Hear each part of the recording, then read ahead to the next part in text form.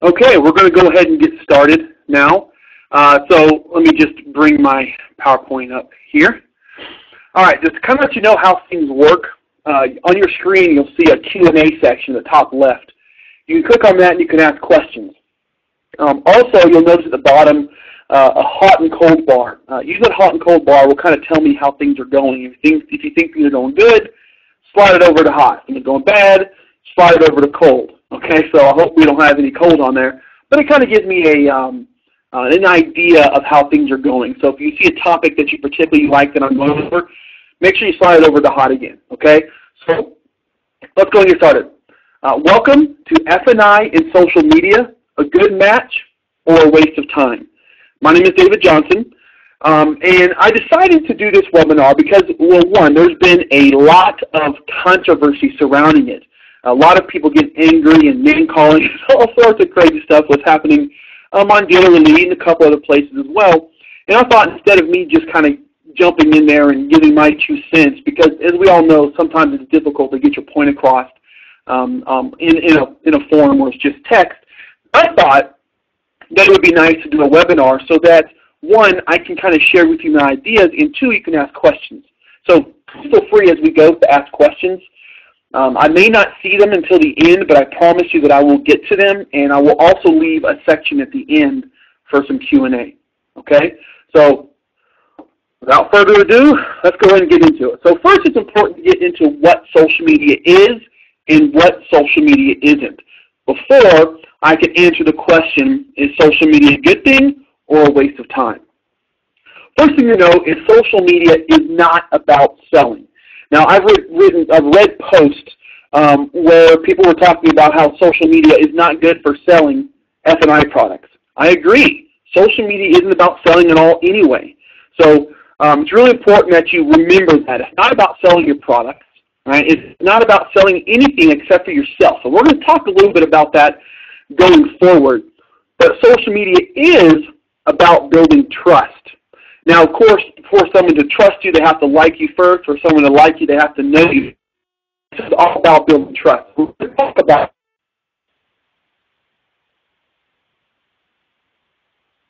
success in the F&I office here in just a little bit. But it's important to know that it is not about selling, but it's about building trust. Again, social media is not about pushing your product. That goes right along with selling. We're not going to be pushing your product, not even going to be talking about your product. We're not going to be talking about warranties or gap insurance or credit, all that stuff. We're not going to get into that. All right, social media is about becoming an authority, right? Because authority leads to people like, knowing, and trusting you. All right, so and we're going to get into that too. We're going to be talking about how you can use social to become an authority. Now, when I say social, please don't think about just Facebook, because Facebook, while it's a part of relationship marketing, most people think of, when they think of social, they think of Facebook. There's more to it than just that, and it won't be the core of what I'm going to share with you here. Here's something that's really important, something that I really wanted to push too, is it's not about creating a brand. It's not about creating a brand about the F&I manager. It's about writing a prejudice. Because, there is, just like with salespeople, F&I managers have a bad name. Even Marv, as an example, he mentioned that there is I believe it was Marv. It's not, I apologize. But anyway, I saw it in a forum post where he put on there that we're already seen as thieves, and wrongly so, seen as thieves and bad people. So social media is about writing that prejudice. Okay, it's about becoming a trusted advisor. It's about maintaining your credibility and professionalism. Okay, so social is all about that. It's about building trust, about becoming an authority, and it's about writing a prejudice. And we do that by becoming a trusted advisor and maintaining your credibility and professionalism. Okay, now there's a reason for all that, and we're going to get into that here in just a little bit about how you can use that to develop and to sell more product when customers are sitting across from you at the table. Okay, it's going to make going through the menu that much easier. It's going to make you be able to get to yes a lot sooner. Okay, and I'm going to paint this picture. Now, when I was putting this webinar together, now obviously I didn't have the webinar put together before I decided I was going to do one. Of course, I had it all swimming in my head about where I was going to go, because there is tons of information. There's tons of things that we can do to become a trusted advisor, to maintain your credibility and professionalism. There's a lot to it. And in this webinar, I'm going to kind of scratch the surface of things so that maybe I can hopefully better answer that question: is social media a waste of time, or is social media a good thing for the F&I professionals? Okay, we're going to get into all that. First thing I think it's important to know is don't be a hippie. Social isn't all about butterflies and rainbows. All right, because a lot of the things that people were throwing out there against social media is that, you know, why do I need to go out there and build relationships? Why do I got to go out there and be friends and all nicey with people, right? Well, there's a lot of people, a lot of social media purists will say that that's the reason why you want to use social media. They will say that social is all about building that relationship. It's all about building that connection. And while it is, it's not based around just being friends. There are other ways to build relationships with people. There are other ways to connect with people. And how I want you to use social media, how an F&I manager can use social media to reap its true benefits, is by using it to create themselves, to build authority, to build their brand, to show that they are a professional, that they are credible, okay?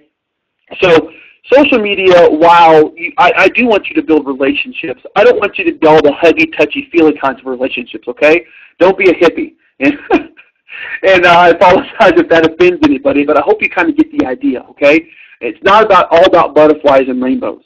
Okay, there's more to it. There's a deeper level. I want you to see during this webinar, I want you to have a deeper level of understanding about what social is and what social can mean for the F&I office. Okay, now the webinar software that I'm using now, obviously my screen is showing just what you're seeing, and I'm going to kind of switch over to the chat here real quick just to see if anybody's asking any questions or anything, which I don't, so we're good. We're going to keep going forward. So I thought that was a good stopping point just for a second. So don't be a hippie, all right? So we want you to become an authority, okay? There are a lot of reasons why you want to become an authority. We're going to kind of get into it. By becoming an authority, I want you to be different. I want you to stand out from the crowd, right? I want you to be a leader by becoming the expert and learn all that you can about it. Now, what are you becoming an authority on? Now, I'm not talking about becoming an authority on all things just F&I, all things in the finance office. There's other things that you become an authority on, okay? Now, you become an authority on credit, or you become an authority on a lot of different things, okay? And we're going to get into more of that here in just a bit. But because you become an authority, people tend to trust you more. And because people tend to trust you more, you'll be able to sell more products when they're sitting there in front of you. Now, I know, no, I've never worked in the F&I office, okay? I worked in the dealership for 6 years before I started doing some consulting work, before I started getting into social and marketing and all that stuff. So while I didn't sit there in the box, so to speak, I do have real dealership experience. I've talked with a lot of F&I managers. I've sat in the office with them. I've talked with them. I know how difficult your job can be, okay? You have a very short period of time to capitalize on the excitement the customer feels from just buying a car to get them to buy more product. I get it. That's tough, right? So you got to get right through. You got to get right to the report process, whatever that process may have. You got to get right to it.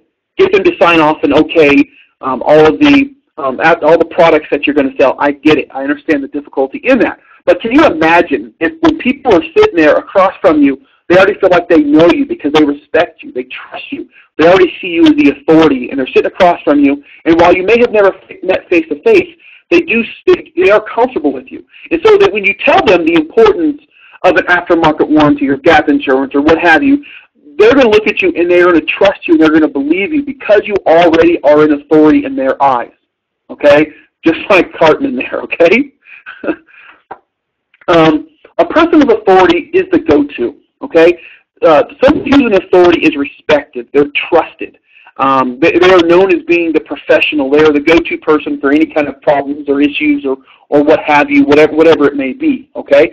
And I'm going to show you here in a little bit the 3 keys to developing authority and give you some ideas of how you can create an authority using social. Okay, stay professional. Matter of fact, it's funny. I didn't finish what I was going to write there, but basically what I was going to say is I want you to stay professional. Okay, you don't have to forego your professionalism there in the F&I office to become an authority. Now, I know that is a big issue with a lot of F&I managers. Okay, we're professionals. All right, we're professional business people. I get it, and you want to maintain that. I get it, but by becoming an authority, you can stay a professional. I want you to stay a professional. I don't want you to worry about going out there and asking silly, funny questions out there and trying to build a relationship based off of that kind of interpersonal relationship. The relationship that I want you to create is the one off of authority. I'm trying to get you to become the go-to person, okay? I know I've been staying on this quite a bit, but I think it's important to note that there's more parts to social than just building relationships through becoming a friend, right? You can build a relationship by becoming a trusted advisor, okay? And that's what a lot of F&I managers see themselves as anyway. And social, and what I'm sharing with you here, and again, I'll be answering the question here in just a little bit about is it a waste of time or is it a good thing, okay? So by becoming an authority, I want you to stay professional, right? And I mentioned this, you've probably heard this before, is, with all things being equal, people will do business with those they like, know, and trust, okay? It's been around for a long time. Don't know where it started, don't know. Read it in plenty of books, plenty of blog posts, but people, all things being equal, people rather do business with people they like, know, and trust. So, how do you get people to like, know, and trust you in the short period of time that they're sitting across you from your desk? Now, incidentally, I do know that things as a whole are doing pretty good in F&I. Another one I saw another F&I, very trusted F&I manager mentioned about all some statistics about how more people are buying products than ever before. That if it's not broke, don't fix it. Well, I'm going to say another old axiom. If it's not broken, don't fix it. Well, I'm also going to say you don't know what you don't know. Okay, because you can sell more product by becoming trust. Trust is very important. People like you is very important. People to know you is very important. By becoming an authority, by becoming that trusted advisor, will help you sell more product. Here, authority equals trust equals sales. Now, I was actually before this, I remember reading a post or an article something years ago, and it talked about the top reasons why people choose a specific person. And the number one reason was that somebody likes you. The last was if they trust you, right? Now, of course, I believe that trust comes from people knowing and liking you first, okay? Now, you can say people can trust you without liking you. I never understood that. Maybe you can. Maybe you can trust somebody to do something even though you don't like them. But I think in the F&I department, if someone doesn't like you, they're not going to trust you.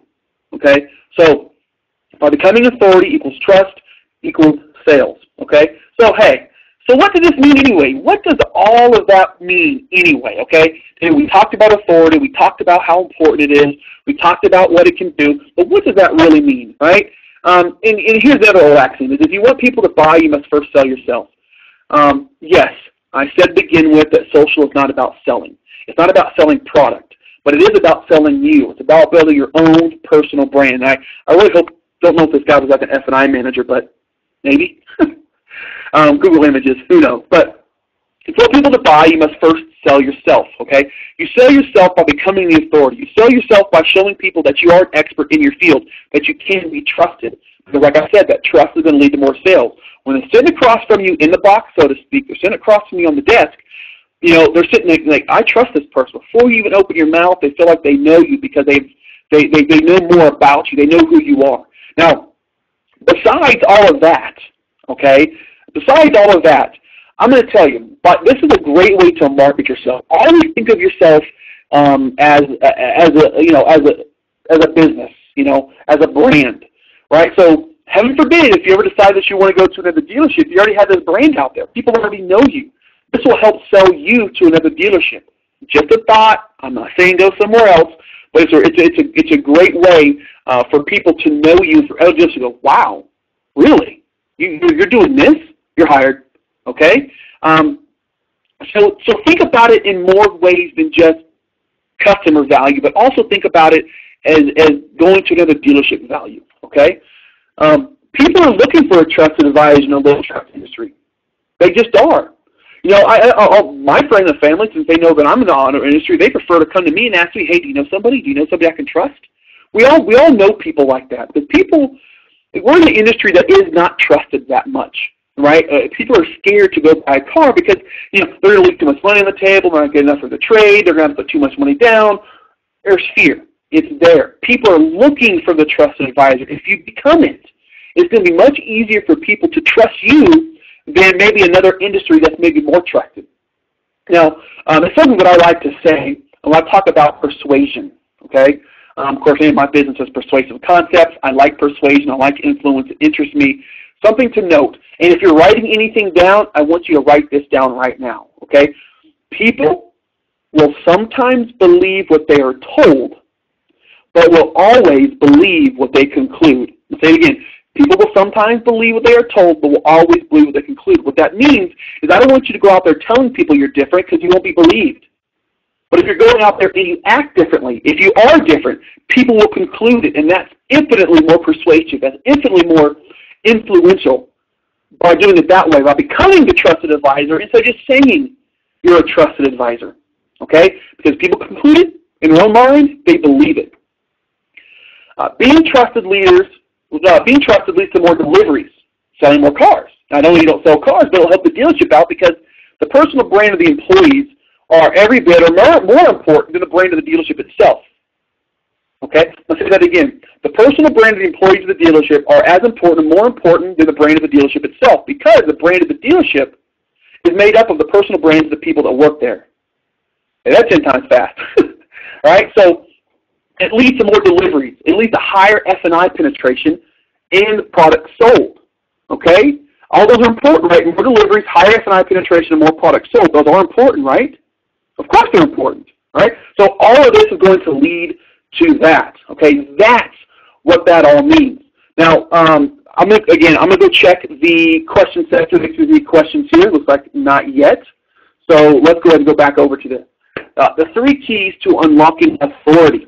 Okay. Now there was a big study that was done by I can't remember the name of the company right now. I probably should have put it on here, but it was a big study that was done, and they figured, okay, what are the things that all people who are authority have in common? What do they have in common that makes them an authority? Number one is they don't focus on the results so much; they focus on the process. And we hear it all the time: is that we need to be goal-oriented. We need to have goals. We need to do all this.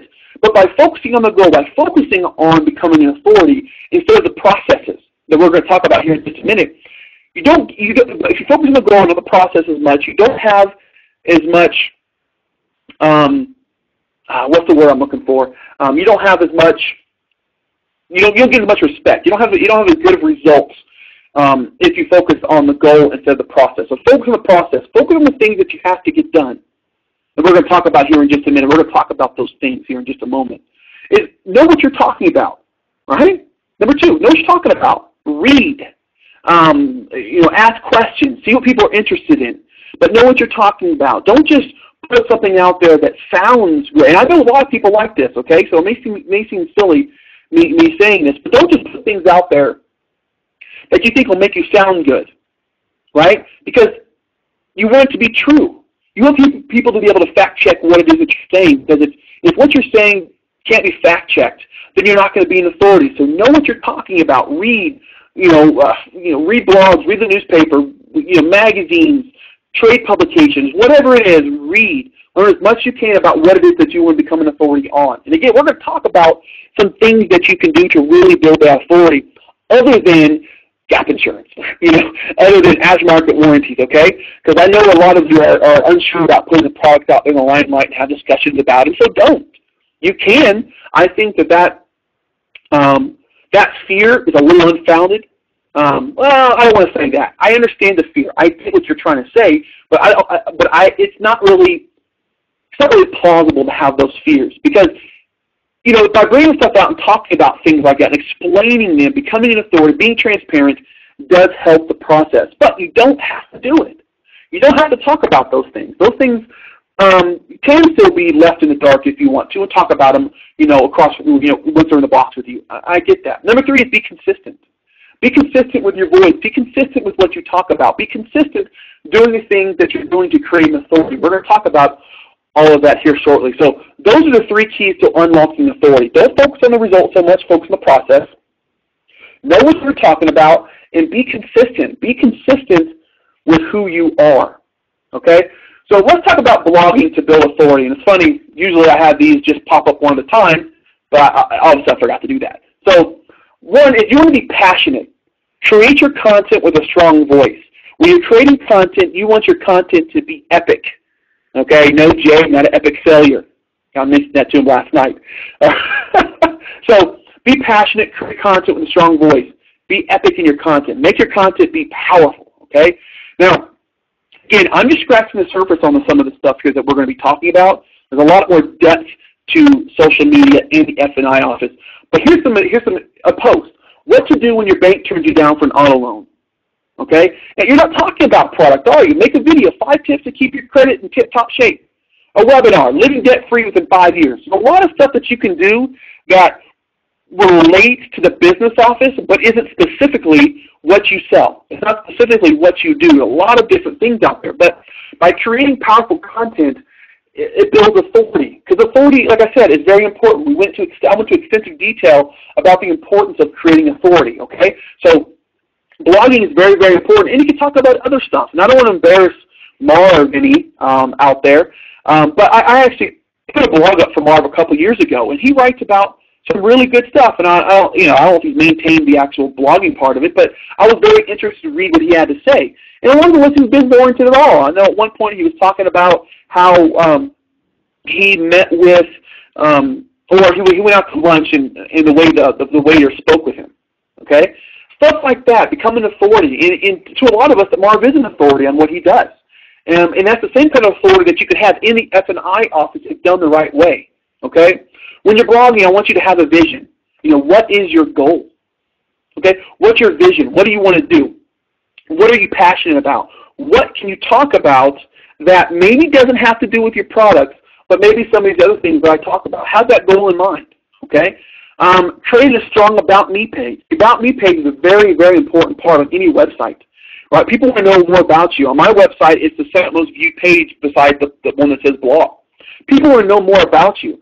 So put them in and make it pop. Don't just put like 2 or 3 sentences out there. Don't do that. Put your picture. Maybe if your family, maybe if your dog or something. I don't know. But have about you so people know more about who you are. Answer all questions. Respond to all comments.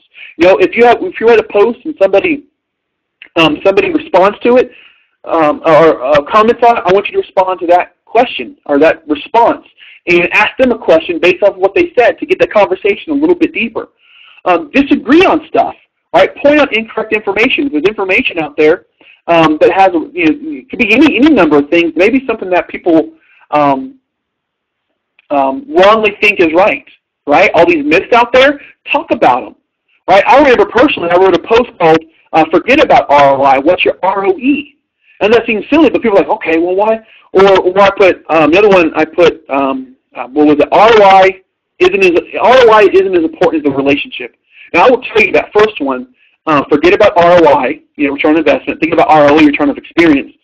That one went viral, right? Because I kind of went against the grain of what people were talking about. Obviously, ROI is important, okay? That's not what the post is about. But it's not as important as giving your customers an experience.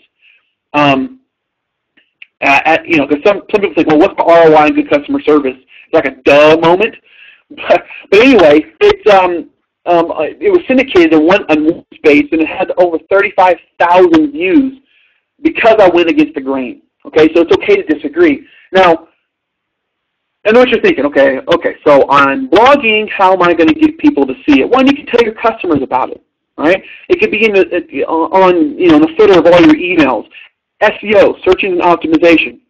Now again, I'm trying to keep this webinar scratching the surface, not trying to get too deep into it. But if it's something you are interested in learning more about, let's do another webinar. Hit me up. Say, hey, David, I'd like to know more about some of these points, and let's just talk about it. Let's just get it done. Okay? Whatever I can do to help you become a a success in whatever it is that you want to do, let's do it. Just hit me up. I promise you I really am that person. Okay?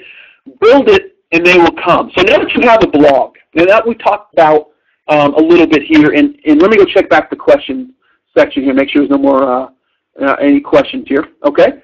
So let's talk about build it and they will come. We're talking about building your brand. Now you have a blog, okay? You have your hub.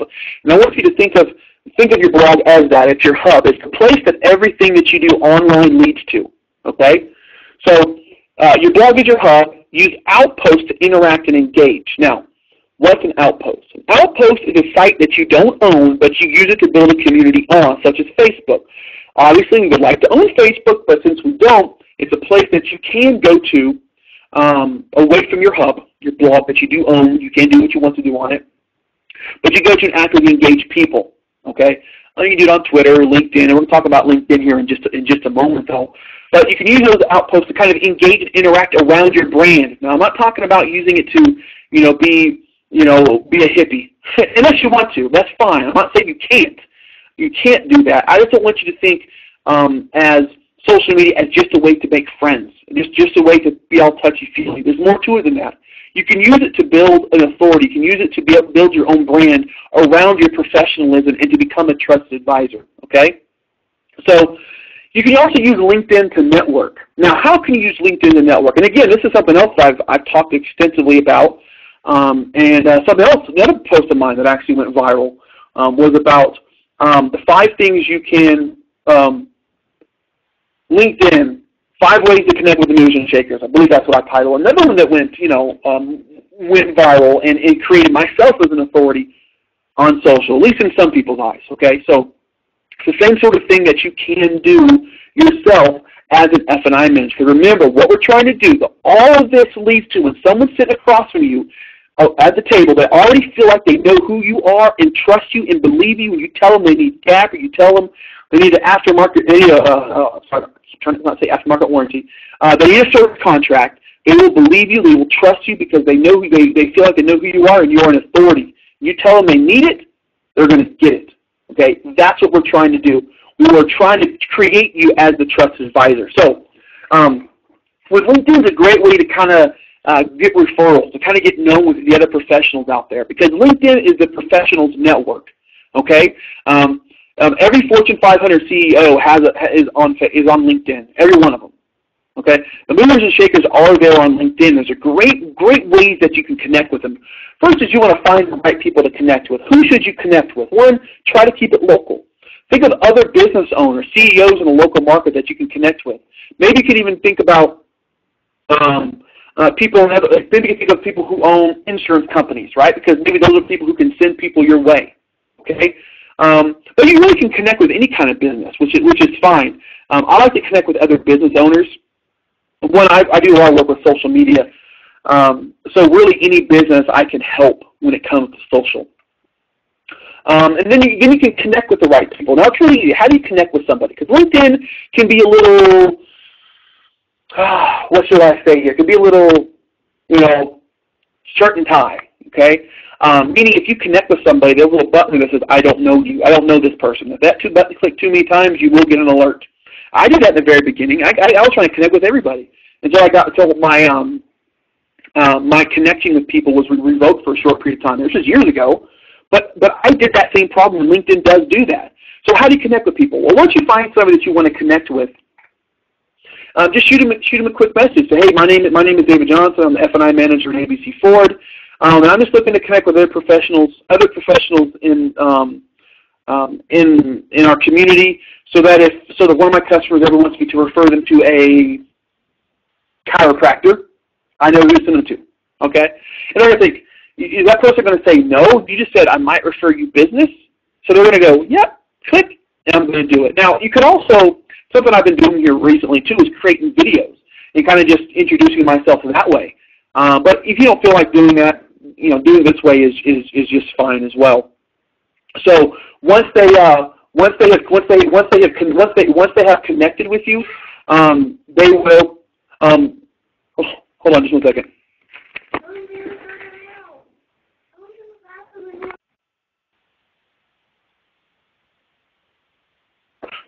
That's funny. Summer vacation next started on Tuesday, so my son actually walked into the office. So sorry about that. So connecting with the right people. So once you sent that message to them, then they're going to say, okay, they're going to do it. Then what I want you to do is I want you to send back another message. Now, this message I actually got was a question that I got from Bob Burg's book called Endless Referrals. And so the question you can ask back is you can just say, how do I know when someone I talk to is a good referral for you? And they're going to open up. Wow, if someone talks about back pain or, or they're having a hard time sitting down or their back hurts or whatever it happens to be, that's going to start a really great conversation. Okay, really, really good conversation. And then if you can, and of course refer people too, but it's a great way to connect with people because what we're trying to do here is you are trying to create referrals. You're trying to get known. You're trying to build your case as an authority. Okay, and then from there, give. If you consider referrals, send them a referral. If you find something that relates to them, say, maybe come across something for chiropractic. I don't know, maybe a new kind of table that they use or something. I don't know. And you send them the article and say, hey, what do you think about this? I saw this. It was supposed to be some kind of new table for chiropractors to help them, straighten spines out or something. I don't know. Just kind of talking on the top of my head here, but give as much as possible. Build into that relationship. Be a connector. If you can connect people together, right? You can connect a chiropractor with somebody else. Be a connector. It's a great way to connect other people and say, hey, you know what? I've been talking to this owner of a bakery shop. Trying to get as silly as possible. And I think you two will be a great connection because I see that you're getting married. You might want to talk to her. She has some really good product. Right? So be a connector because by connecting people, they will want to connect you as well. They'll see you as an authority. They'll see you as more than their other connections. Okay, this is all about standing out and being seen, being a person that should get referrals. And then don't be a single-serving friend. What I mean by that, once you go through this whole steps here, don't just drop it and let it go. Don't be a single-serving friend. It was from the movie Fight Club. Remember they had the conversation there, and the Edward Norton guy told Brad Pitt's character in there, he's talking about he's a single-serving friend. He talks about the single-serving soap all that stuff. Anyway, that's where that came from. So don't be a single-serving friend, okay? Build that relationship a little bit more. Of course, again, like I said, that relationship can be built around being an authority, okay? You can share good information. You can be professional, okay? Next thinking, Dale, when do I have time to do all this, okay? Anything worth doing is worth finding the time for. How many times have you heard about working out or stuff? I don't have time for that. Yeah, you do. Really, all this stuff doesn't take as much time as you might think. It really doesn't. You can spend an hour a day, when you can get out 1 or 2 blog posts and connect with 1 or 2 people a week, you can do that because all this stuff is really, really important, okay? So, okay, I hear you. I hear you. I just made you sit through all that, and I just answered the question. Answer it now or else, okay? I get it.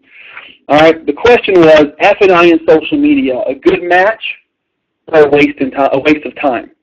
I'm going to say both, okay? No, I'm not trying to be political here at all.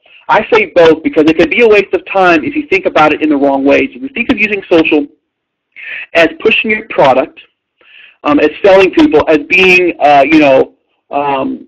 think of it as building friendships and, all love and touchy-feely, what would I say, butterflies and rainbows, that could be a waste of time.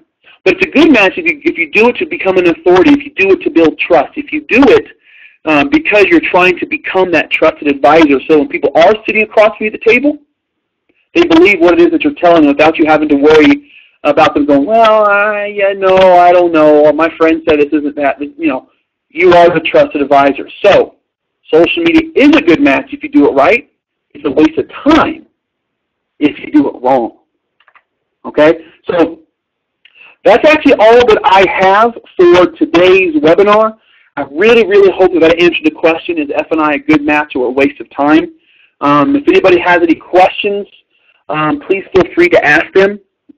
I said I actually don't have any questions right now. I can make up a question that, hey, people are asking questions here, but I'm not going to do that.